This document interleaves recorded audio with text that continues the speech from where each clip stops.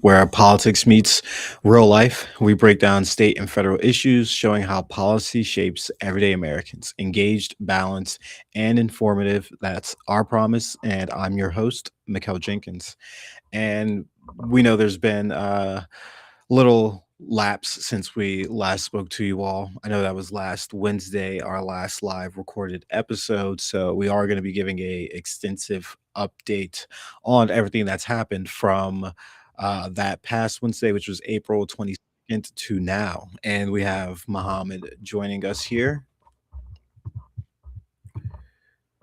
Good to have you, Muhammad. We're just getting started. Just want to go through the intro. Nice, nice. Glad I didn't miss too much. I was running a little bit late there. Nice to see you, Mikkel. Nice to join the episode per usual. It's nice to have this routine. You know what I mean?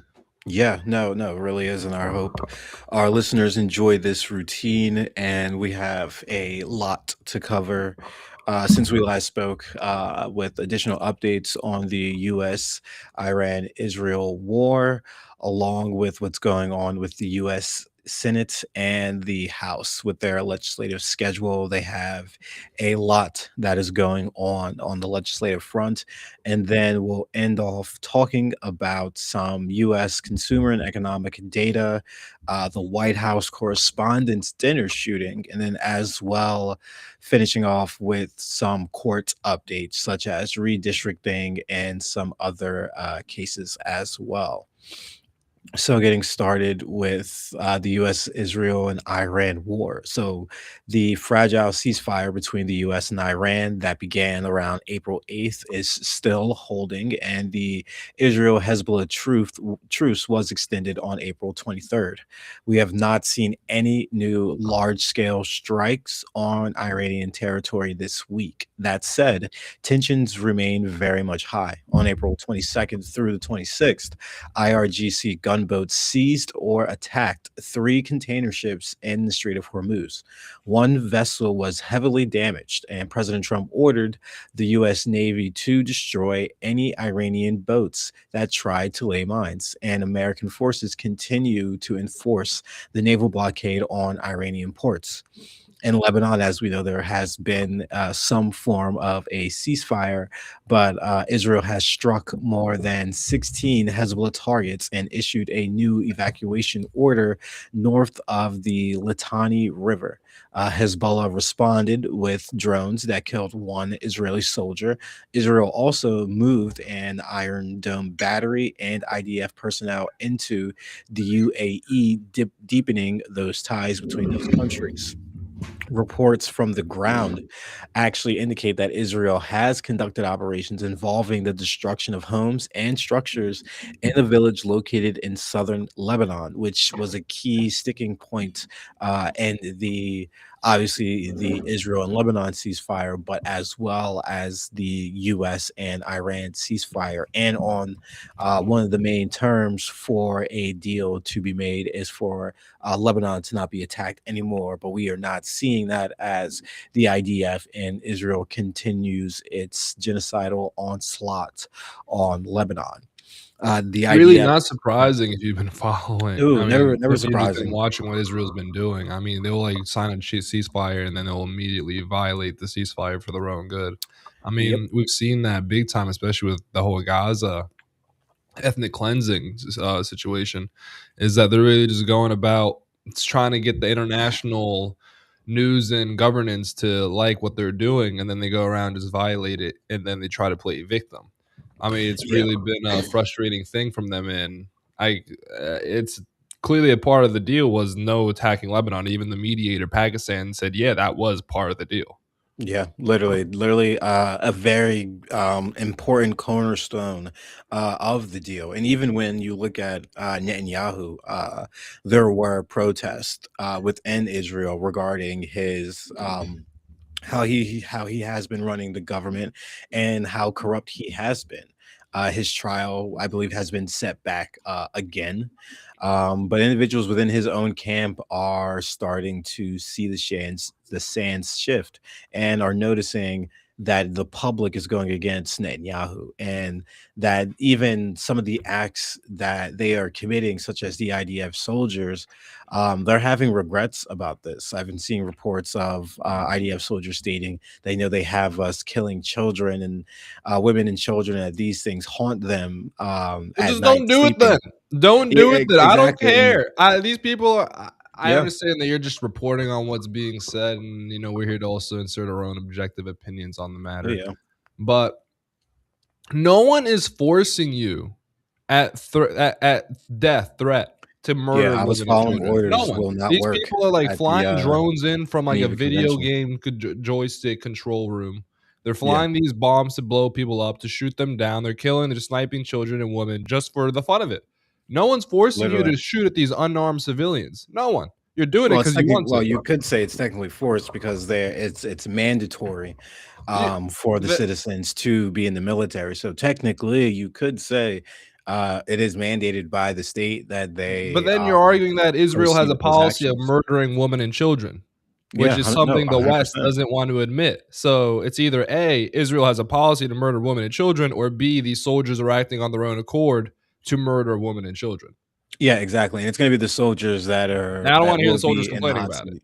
Oh, no, they'll be the ones that are in the hot seat, and someone even, quote tweeted the reports that, I was reading on X and outside of that, basically stating that, I was just like, the term "I was just following orders" didn't work for the, Nazis during the during the trials. So it's very eye-opening that you have individuals from the IDF stating that they are feeling some level of emotion and remorse over the tragedies that they continue um, to do across not just Gaza, but also in Lebanon and other areas within the Middle East. And soon, hopefully, there may be a new prime minister within Israel. I I mean, believe there we'll are. see if anything changes, though. I mean, a big thing, Yeah, everyone likes to try to blame Netanyahu for what's going on, and I mean, I think it was Gavin Newsom tried to like really pivot on this, and it's like yeah, he really the did. issue Yeah, and isn't just Netanyahu, it's the country of Israel itself. Most of the citizens yeah, support the ethnic cleansing of Gaza. Most of them, some people are even crazier than Netanyahu, like Ben Gvir, and they have quite a bit of support in the country.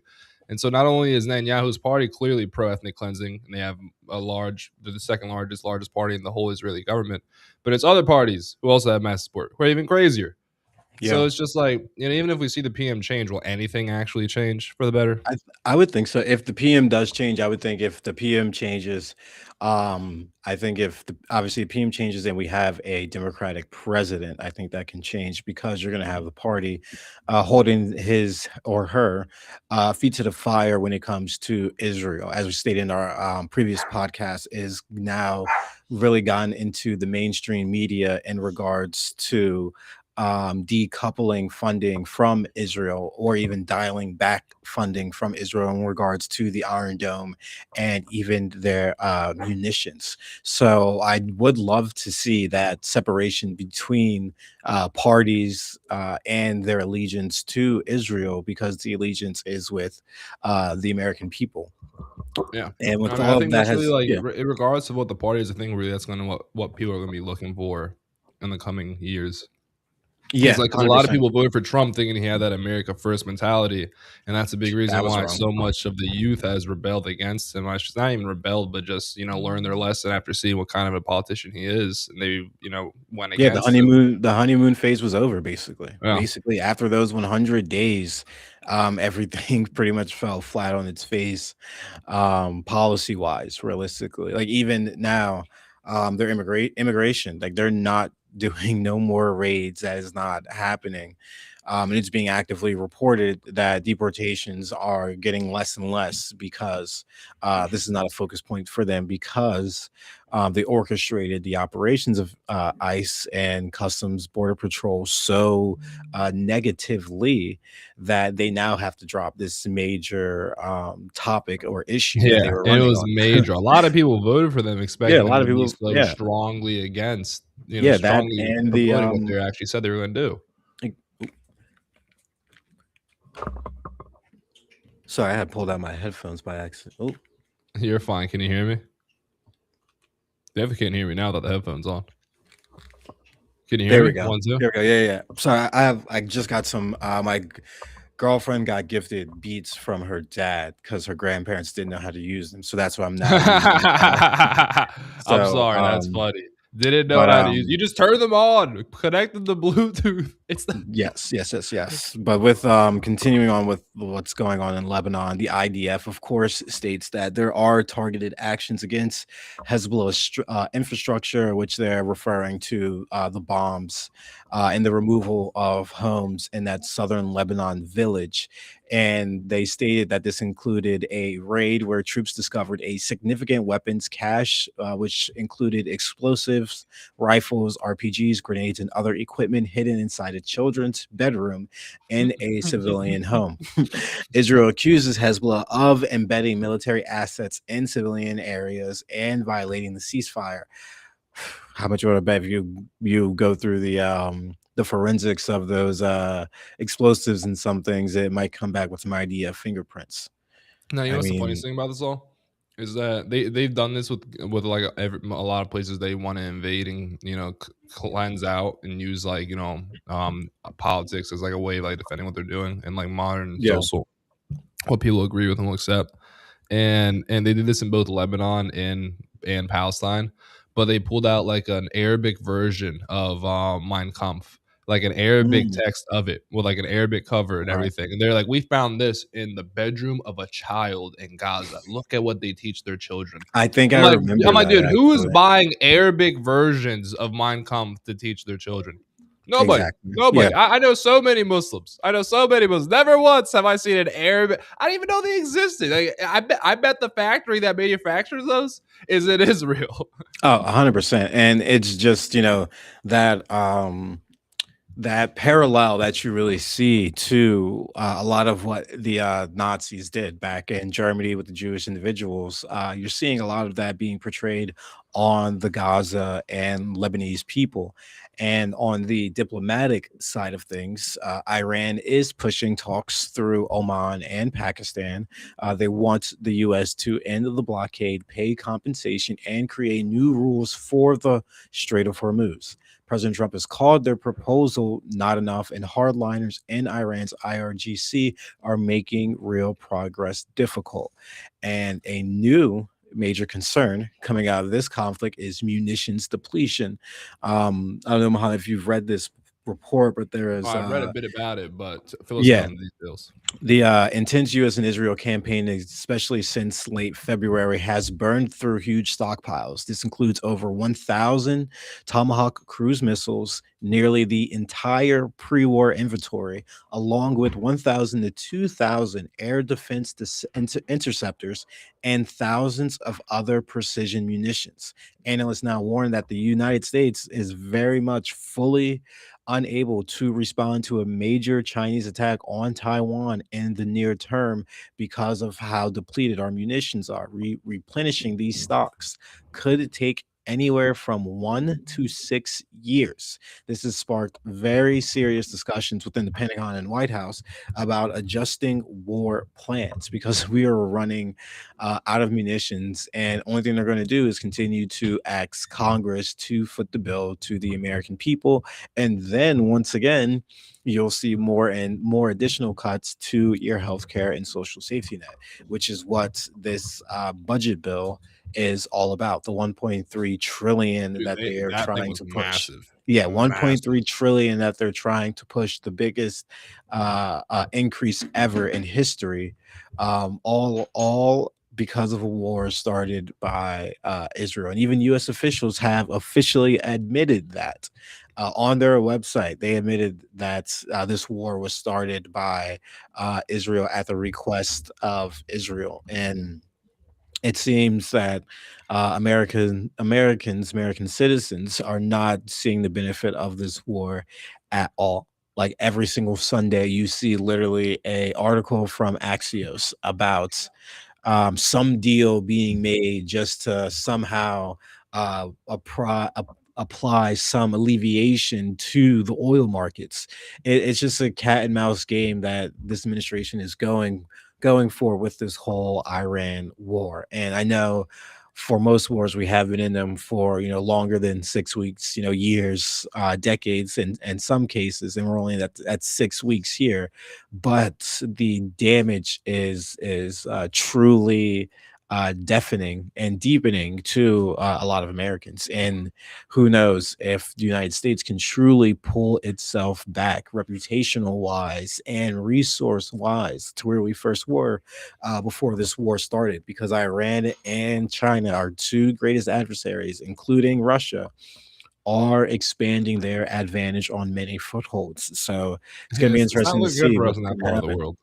Yeah, it's looking very good for the Eastern Hemisphere, and not really too good for the Western Hemisphere, unless, Mm, Trump does go on this cascade of conquering where he goes after Cuba and all of the other Southern American countries, and then still continues his insane push for Greenland.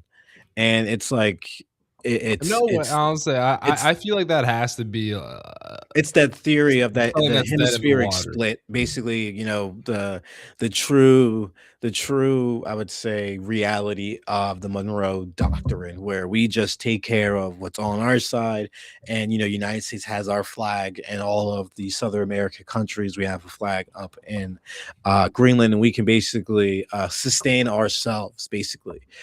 Is the theory that individuals point to when they talk about Trump's global foreign policy when it comes to looking at Southern America and Greenland as taking them over. It's for a resource standpoint. Yeah. And that also breeds into kind of like with this war in Iran and us going after and us with the blockade and hurting China and so forth. Like basically, this kind of details leading all to that. Basically, that China, Iran, Russia, they can have what they want to have and do what they need to do within the East, and the United States can do as we want to do within the West. The only condition for them is that if you mess with Israel, you mess with us, unfortunately. So Eh, that's how, yeah, that's unfortunately how it's going to be. And then you may see Gulf states that are like, if you're going to side with Israel on this, and well, in this manner and at this high of a degree, then we're going to be better off going with Iran, someone that is a strong adversary at the moment, but could be an even stronger ally. You will see countries start to make that shift, and as we spoke in the podcast, some of them have I mean started to initiate those deals. we've seen India actually. They're already part of Yeah. BRICS, but they try to be friendly to America. But America was given the hard time over oil prices and oil purchases, and they said, "Well, we don't want you to buy from Russia." And then he said, "Okay, we won't."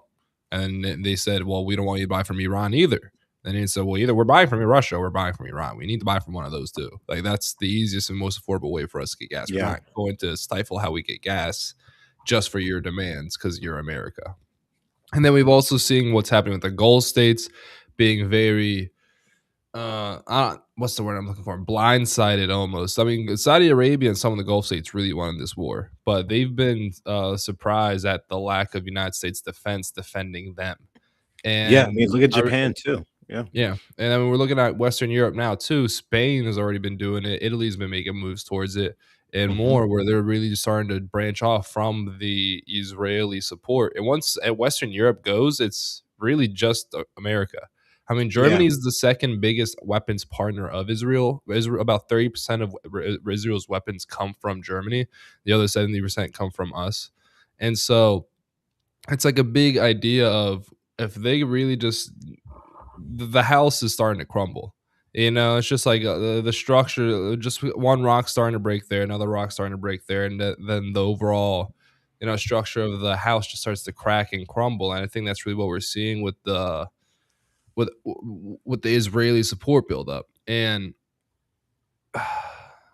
Yeah, you're seeing that support I dwindle think over very, the very next fast. half year, we'll probably see the lengths that they're trying to go to for Iran because I think this is just like a relaxation period almost. I don't think they're going to actually end the war. And I don't think Israel's going to stop with their pursuit of Lebanon. Like I No, think no. that they bit off too much too much more than they're able to chew because Lebanon is its own internationally recognized country. So it Yeah. goes from oh well this is a civil dispute because this is one country that's been going through different ethnic battles. That's what they use for the Israel-Palestine situation is, oh, well, both these people live here. This is land. This is the Israelis' land, but Palestinians have lived here. How are we going to have them live there? Oh, how about two states? Two states. And then it's anything that happens within those borders, I think, well, it's bad, it's sad, but this is something that they're dealing with on their own. That's how most Mhm. countries in the world look at civil war issues, and that's what they want to view it as, a civil issue instead of an invasion, which is what it is. The point being is that with Lebanon, there is no argument. There is no argument. It's Israel is just invading Lebanon, and they're using Hezbollah terrorists as the excuse. Yeah, Women and yeah. children aren't militant terrorists. Exactly. Yeah, they're not militant terrorists, and I truly do think that they bit off more than they can chew. Um, I mean, you even have like, especially on the munitions report. I mean, that's a big indicator that we've bit off more than we can chew, especially looking at these negotiations. I mean, over the weekend, you saw it was, JD Vance is going to go, he's not going to go, and then you had the Iranian delegation was going to go, then they're not going to go. So it was a whole lot of back and forth. But I truly do think that the Trump administration is realizing that they bit off more than they can chew, and that there is no true American advantage here to end the war with America coming out on top. There's just no way it's going to happen until there is some form of negotiations, because they have fallen, they have stalled at this point. It's going to basically going to be who can bear the pain the most of the Strait of Hormuz being closed and this war continuing on.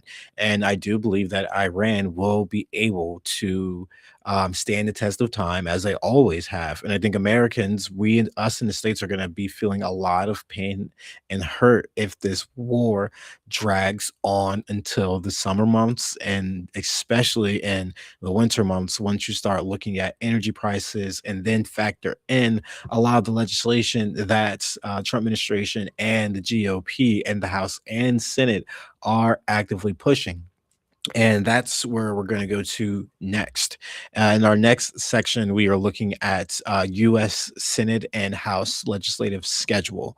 So, Congress is back from its spring recess. The House Rules Committee met today at 1 p.m. to move several major bills forward. The Senate is in session through at least May 1st, handling mostly procedural work and nominations. We should see floor action on key measures in the next 7 to 10 days. Here are the big bills to watch and some context for our listeners. So, first, starting off with the FISA bill, which stands for the Foreign Intelligence Surveillance Act, Section 702. So, this critical national security tool allows warrantless collection of foreign intelligence from non US persons abroad, including communications that can incidentally, mind you, involve Americans. The current short-term extension expires on April 30th. The House is considering S 1318 for a roughly 3-year reauthorization. And then today, before the Rules Committee, Representative Chip Roy summed up the bill's approach. The plan is stating what existing law is, but not going further with respect to warrant protections for American citizens. And it's good to see and refreshing to see that you have a member of the House speaking up for American citizens, because this bill was very much going to get passed. And then he also added, while making improvements on penalties and the FISC transparency, he wants to add those amendments into this bill. Representative Jim Jordan did not dispute that characterization. He is the chairman of the Oversight Committee, and this modest package is drawing criticism from privacy advocates who want stronger warrant requirements for U.S. personal data, while national security hawks warned that big changes could harm intelligence operations tied to Iran and other threats. So that's going to be the angling of this conversation. It's going to be, private citizens and regular citizens' privacy versus security as this war with Iran continues. And especially with what happened at the White House Correspondents' Dinner, that will also lay the groundwork for pushing of this bill, and not even to include any of that transparency and accountability measures. Congress remains under pressure to pass something before this extension runs out, and it runs out April 30th. So only 3 days until then. So check back here on the latest for the FISA bill. Now moving to DHS and the border funding. So the partial funding impasse for the Department of Homeland Security has dragged on since February and is now the longest shutdown in DHS history. The Senate has passed a bipartisan funding bill twice, not once, but twice, that would reopen most DHS agencies, including the Secret Service, Coast Guard, TSA, and FEMA. But it provides zero funding for ICE and CBP enforcement operations. Speaker Mike Johnson has rejected calls to simply pass the Senate bill, and he told reporters it has some problematic language because it was haphazardly drafted. Today, Johnson confirmed he is going to change the Senate approved DHS funding bill before putting it on the floor, which would then the Senate would have to vote on that new bill. Conservatives are strongly pushing him to strip out the language that explicitly zeroes out ICE and TBP funding. And if the House passes a modified version, the Senate will unfortunately have to take up another vote, which is going to risk a lot more delays on this DHS funding bill. And this comes as, despite if you've been listening in on our channel, that there was a joint statement by Johnson and Senate Leader John Thune that was released 26 days ago, vowing to pass the Senate bill. Thune even flew back to D.C. during recess to send it back to the House for a second time. Now Johnson is saying, he'll pass a different version that would need to clear the Senate again. Senate Leader Thune responded to Johnson's comments by noting that the Senate made sure to provide funding for ICE and CBP last summer. He said, "We funded all the other agencies in the appropriations bill, and we're coming now behind that with certainty about the future for those two agencies. So I think we did everything we can to ensure that everything is appropriately funded." Thune added that the funding process is well underway in the Senate and hopes it will be enough for the House. Separately, Thune also indicates that he will not be able to allow a standing filibuster to pass a voter ID and citizenship verification requirements for elections, citing lack of time, because clearly they have FISA and DHS and the reconciliation all on their plates. And meanwhile, President Trump just called for House Republicans to advance the party line budget resolution for immigration enforcement, and Speaker Johnson plans to put that resolution on the floor Wednesday. And that Wednesday, check back here for our live episode, because we will have details on how that vote all shakes out. But yeah, I mean, once again, you are truly seeing that we only have one functioning house here. Well, as in house, well, one functioning chamber, should I say. The Senate has done their job. And if I'm John Thune, I'm gonna be pretty fucking pissed at Johnson that you're gonna send.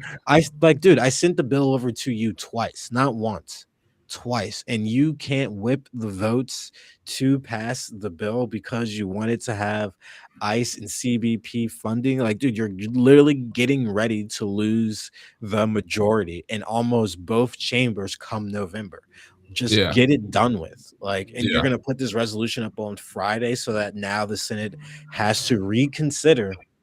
They have to reconsider this bill so that now that pushes down the line even more. And it's like, dude, just get DHS funded outright. I mean, at this point, this is just ridiculous, and it's truly speaks to the Republicans when they're in office. They can't seem to agree on anything. They can't pass anything, and anything that they do pass only benefits those that are within 5% of the income bracket. Everyone else does not see those benefits. And the trickle down, as they love to say. The trickle down is not trickling down because the faucet is turned off realistically. But some other Pieces of legislation that are also going to be on the schedule is the Farm Bill, which is HR 7567, the Farm, Food, and National Security Act. So this bill would reauthorize core agriculture, nutrition, and conservation and rural development programs through fiscal year 2031. Sorry. It builds on partial extensions and changes made in the early 2025 reconciliation efforts with new emphasis on supply chain resilience, domestic food production, and national security angles. I think that domestic food production piece is important because as this war is going on, fertilizer is getting very, very expensive. And as we last reported, 70% of farms are stating that they don't have the fertilizer necessary for their crops. So, especially important given the war related disruptions to the global commodities and energy. It includes updates for credit access, precision agriculture, and working lands conservation. Some internal GOP debates continue over overall spending levels and policy riders, but it aims to bring long term certainty to farmers and help stabilize grocery prices for consumers. And hopefully that is the case because this blockade continues. If this reconciliation, disaster of a bill does get passed, things are going to get a lot tighter for middle Americans, and even very much tighter for lower income Americans. And it's all due to the policies and actions from this administration that we're seeing go. That we're seeing stray so far away from his campaign messaging. Like I think on any president, I think this is the furthest that I've truly seen the president go from their campaign promises. And mind you, I've only really been alive for Kinda a short time, yeah. Bush, Obama, Biden, And we were Trump kids when Bush twice. was around.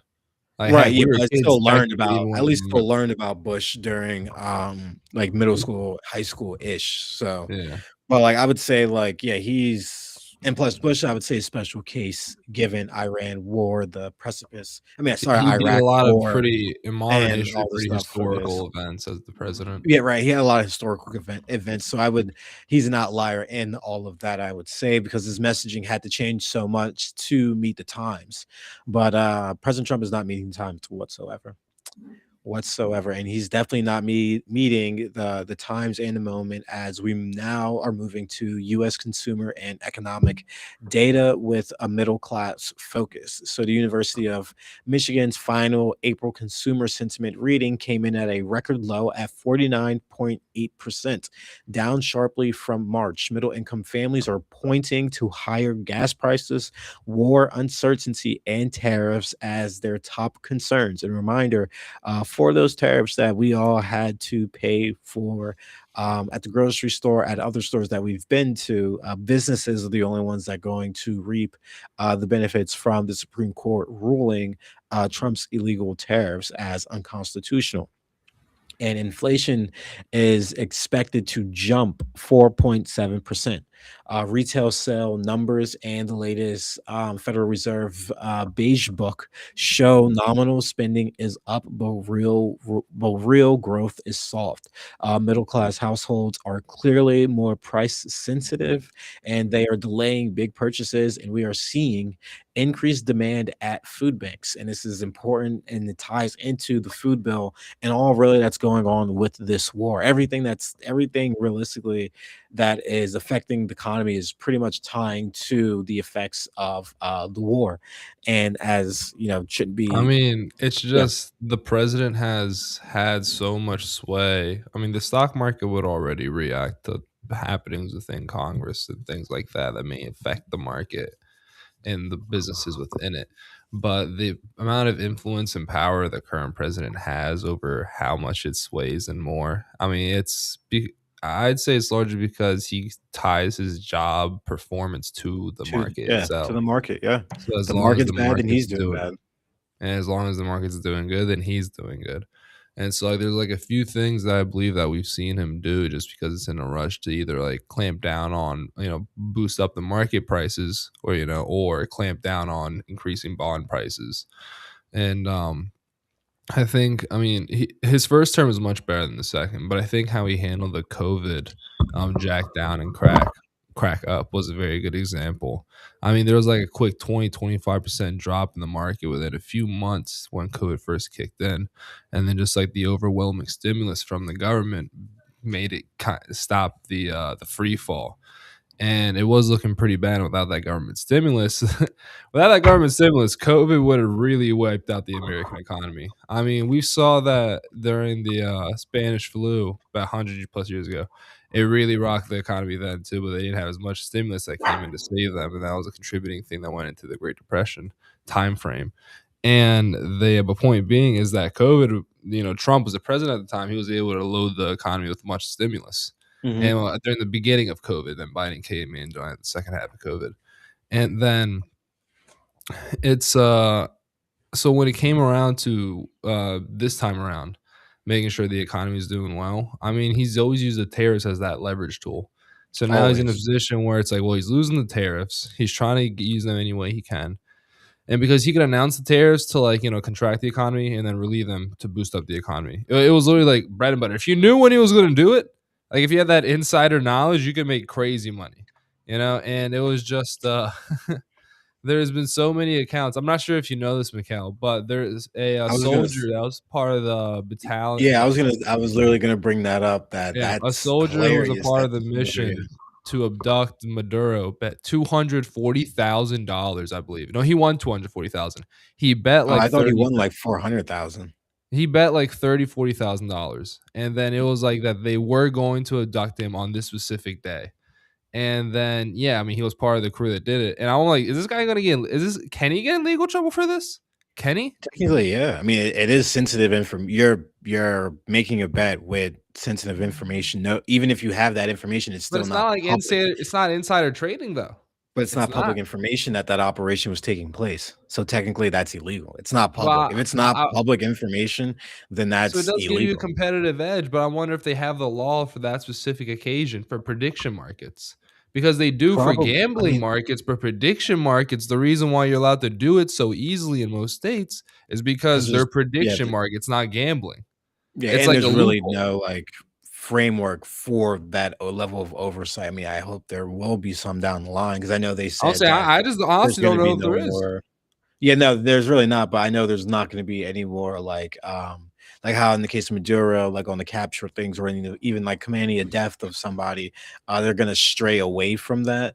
But yeah, it's 1,000% illegal for that. But do I think he should be locked up? No, No, because no, there he's an are millions of opportunist. I yeah, respect the there's hustle. thousands of people that have made trades of this nature. Like even take when we talked about the press secretary when it was the poly market uh the poly I guess what do you call it the pick we'll say the poly market pick was how long was press secretary how long her speech was going to be. And she abruptly ended her speech literally right at the time that was for the pick. And Oh, yeah, I that saw was that. I only the remember talking beginning of about it. that. Yeah, that was like last year. Like that was literally in the beginning of last year when that happened. So from then, you have seen left and right this administration and someone profiting very well off of this. Um, but just for this section, the broader picture is that war-driven energy cost and low savings rate are squeezing the middle class the hardest. And some tax refunds have provided little cushion, but overall confidence remains very shaky heading into the summer. And gas prices may start creeping up a little bit as negotiations Yeah. aren't looking fruitful, and as the WTI summer is at hits. $100 a barrel basically, and it's already Yeah, I starting to hit mean, that cool down. I was expecting, I mean, it went as low as 83. I was expecting slash hoping for like 70, 75. I don't yeah. think it will. I think like that No. drop from the ceasefire is done, and unless there's actual peace, I think it'll just keep going up Axios at will this point. report something on Sunday, I'm sure. But, We'll see. They would probably just drop a truth social message like, "Hello, American people." This No, is literally no. the president. I have announced peace, and we have made peace with the Iranians, and the Iranians would be like, we have no knowledge of this deal." He's like, we won the. He's gonna state that we won the war, and I've seen people on Twitter say like they'll quote tweet and say like, "We've won the war for the 500th time this week." I'm like, that's pretty funny, but Yeah, I remember Trump that, saying that he, yeah, ended 10 wars now that yeah, he 10 ended the wars, Iranian war and the, Lebanon war, and I was literally, but like, even "Bro, that's still just going on. none of these have ended, and he's just pulling them out of the hat." Literally just pulling them out of a hat. Yeah, And now we're moving to the White House Correspondents' Dinner shooting, which happened on Saturday night, April 25th, crazy. during the White House Correspondents' Dinner at the Washington Hilton. President Trump's first time attending as sitting president. A gunman rushed the security checkpoint outside the ballroom and fired one or two shots. The suspect, 31-year-old Cole Thomas Allen, a teacher and engineer from Torrance, California, was quickly taken down by Secret Service and law enforcement. One officer was injured but saved by a vest. No guests were killed. The president, first lady, vice president Vance, and cabinet members were safely evacuated. Allen acted alone, and he left a manifesto, which he called himself a friendly federal assassin targeting Trump administration officials, and he had a history of Democratic donations and protest activity. He was arraigned today, and the incident caused chaos inside the ballroom, but some guests stayed and the dinner continued in a very, very, very strange way.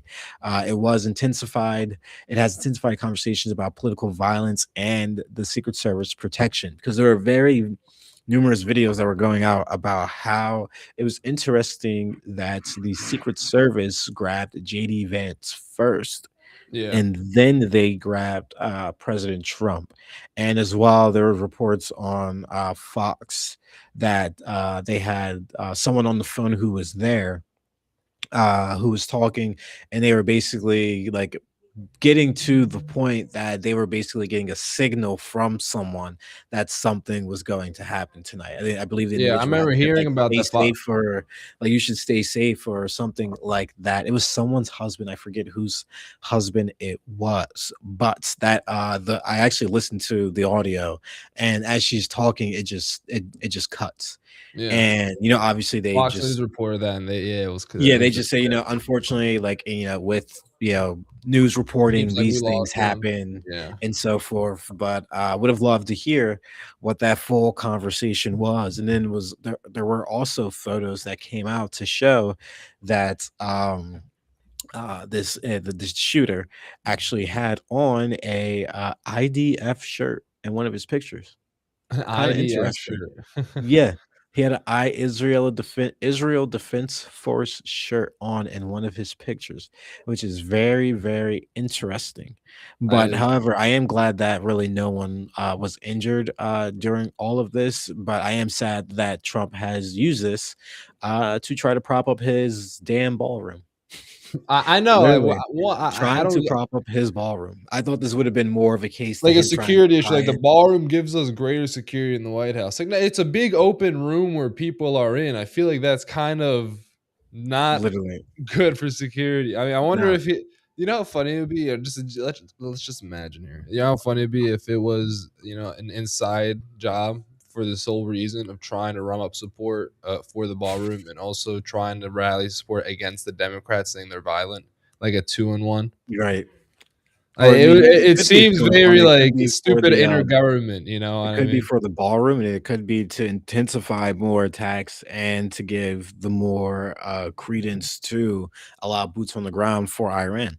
Realistically, there could be I another one that takes place to allow that to happen. But however, in the aftermath of all of this, Senate Majority Whip Dick Durbin, the number two Democrat, said he would not vote right now to authorize funding for the president's proposed new White House ballroom. Durbin stated, at this point, no. Obviously, a lot of questions about how much it costs and how many people will be accommodated. I understand the president's proposal has a meeting space dramatically smaller than the Hilton Hotel, he said. And after the terrible incident Saturday night, that worried that we'd spare ourselves that kind of worry in the future with this ballroom. I don't think so. It doesn't add up. So I have a lot of questions. Durbin added that he would be open to discussing a compromise if the White House puts a serious offer on the table, saying yes, that's a totally different story. Senate Leader Thune stated he does not know whether provisions for a White House ballroom construction could be added to the reconciliation package, noting that only Homeland Security, Government Affairs, and Judiciary committees are named in the budget resolution. Thune added, "We'll see what's achievable." Honestly, it would be a slap in the face if they add this into the reconciliation bill after they're already looking to increase the spends by 1.3 trillion, as well as cut healthcare and all these other key social services. Now you want to throw in the addition of this ballroom, and I've been seeing conversations and talks about private donations being the financial vehicle for the ballroom, which is the more political adequate way to go. I don't think any public funds or taxpayer funds should be going to a ballroom being made when there is already a ballroom, if not the White House I Hilton ballroom is acceptable and has been acceptable for I know numerous he years. said he wanted to get private donations on it, so he probably just Yeah. wanted to use that as an opportunity to haggle with business leaders and try to get bribes from them one way or another, basically, like we've seen before. Yeah, I mean, of course, that's what's going to happen. He's going to use it to his advantage, to try to get this ballroom fully funded and constructed. But I'm glad that Thune and Dick Durbin are holding their boots in the sand for this and just sticking to what's important within their own caucus. And I believe that is further splintering from Trump's overpowering demands that he's had on the GOP, especially within leadership positions.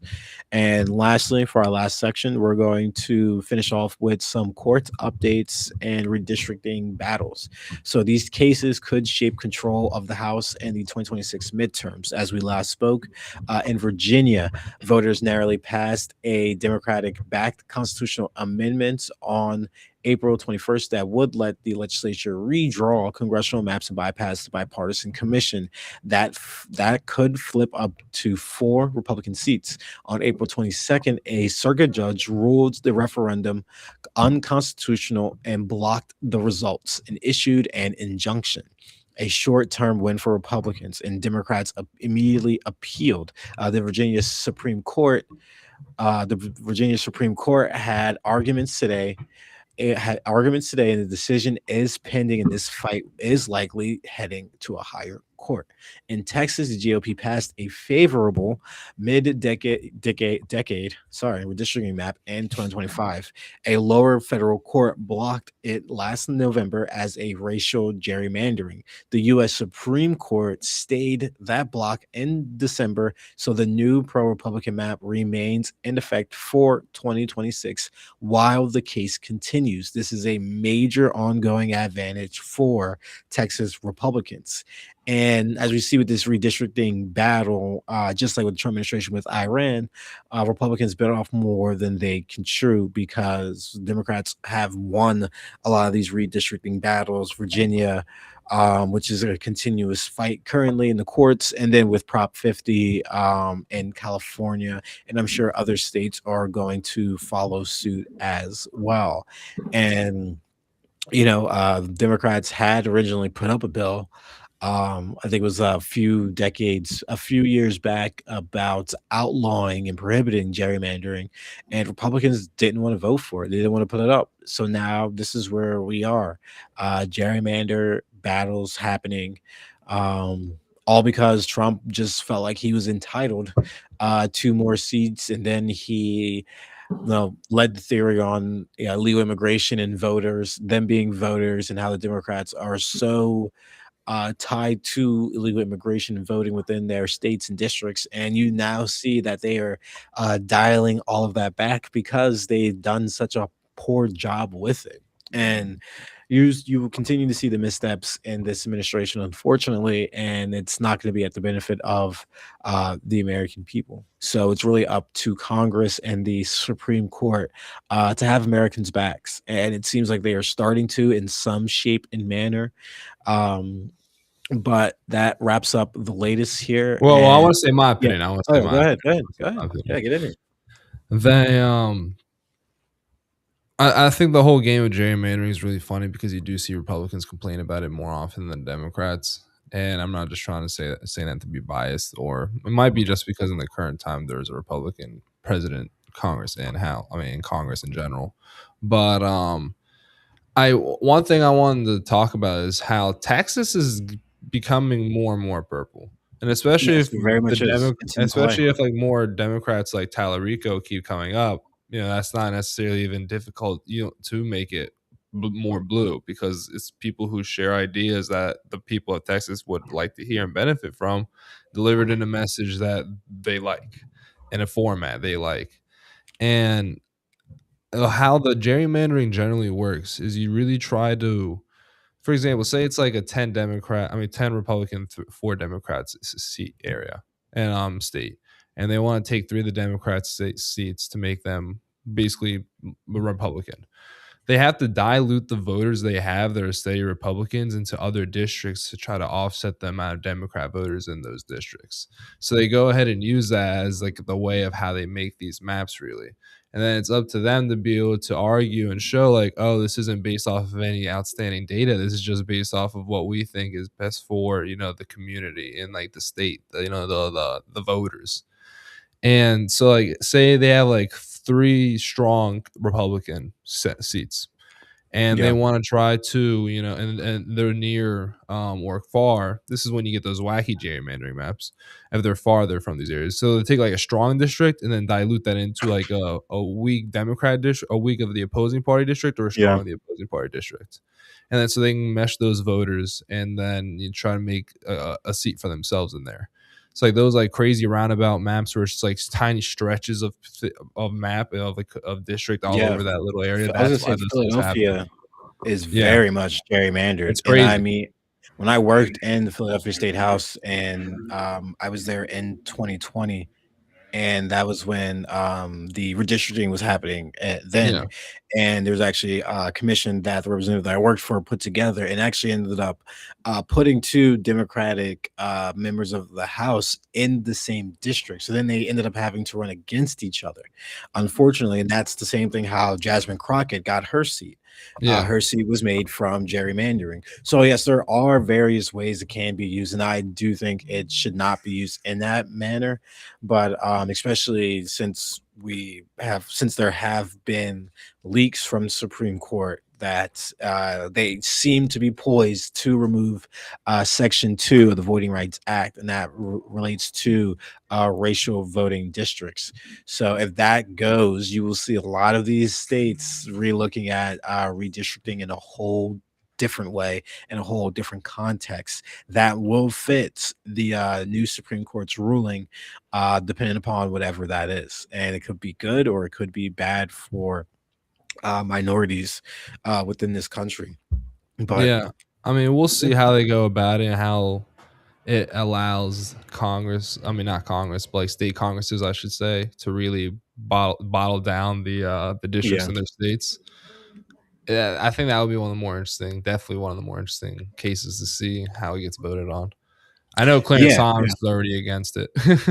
Yeah, because I mean, it's yeah, definitely depend on the opinions and so forth. Also, will depend if they can, if the liberal judges can kick the can long enough to where it will not affect the 2026 midterms, which if they do in the summer, I believe in like June, July. That's why you're kind of seeing this delay, and we spoke about this in our last episode, how the liberal judges are actively pausing this ruling. So if it is in the summer months, it will not affect the midterm elections. But however, if it is before the summer months, I believe specifically June, it will end up affecting the midterms, and then the Democrat strategy is going to have to change once again. Probably, the Republican will probably just continue to run on their same strategy as they think it is, winning for them. Though Republicans have well, I mean, Democrats have been on a rampage of winning seats 30, like 31, 34, and 0, even picking up Mar-a-Lago. So you're seeing that Democrats do have a lot of momentum going for them, but they could very much have their knees cut off if this Voting Rights Act, Section 2, is shot down. And I believe that is a wrap for all that I have for today. Muhammad, how about you? That's all I got. Perfect. So, as always, to our listeners, thank you again for joining us today on Behind the Ballot, where we keep politics engaged, balanced, and informative. Stay curious, stay critical, and stay involved. I'm Mikkel Jenkins, and until next time, keep looking beyond the headlines and behind the ballot. And don't forget to subscribe to our YouTube channel for the latest. Thank you and good night. And this is Muhammad Alec as well, signing off. Thank you all for listening. Thank you all for chiming in. We're always welcoming new viewers. Oh wow! Oh, did you show? Oh, yeah. They Thank you guys for tuning in. Hope you guys all have a good night.